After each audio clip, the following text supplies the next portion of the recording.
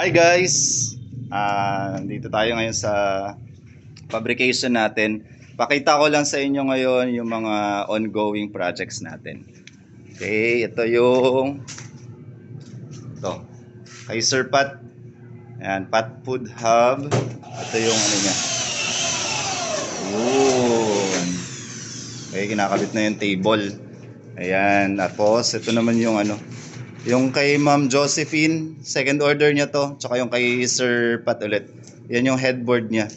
Ayan. Ito naman yung katawan para kay Madam Josephine. Malabo, no? Ayan.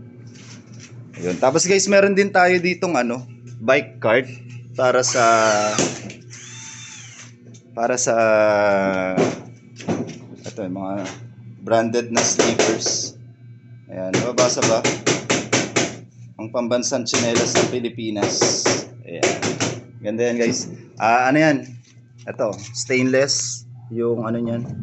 Ayun o. Stainless, yung working table. Tapos, ayun. Tapos detachable yung roofing niya. Okay? Pakita ko naman guys yung mga plane natin na collapsible food cart. Then siya na at madumi rito. Okay. Go. Ayan guys, yung brown tsaka yung white. Ayun. Pinapatuyo lang yan. Madam Glam tsaka si Madam Gracel. Ayan. Madam Gracel at tsaka Madam Glam.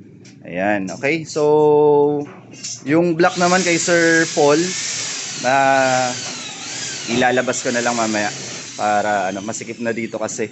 Pero mga tables na lang rin yung kailangan doon.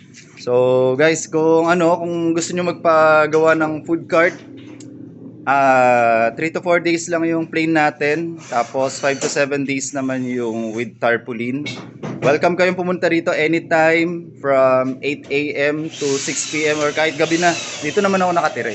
So punta lang kayo dito or mag-message kayo sa akin. Ako lang rin ang magre-reply sa inyo. Okay? Okay, pagawa na kayo ng food cart para malapit ng pasukan ng mga estudyante. So, salubungin natin sila ng magagandang food cart natin at saka maraming produkto. Yung mga natin dyan, mga kaibigan natin na vendors, mga business-minded nating mga kasama natin dyan sa industriya ng mga food cart. Pagawa na kayo ng food cart. Okay? Bye-bye!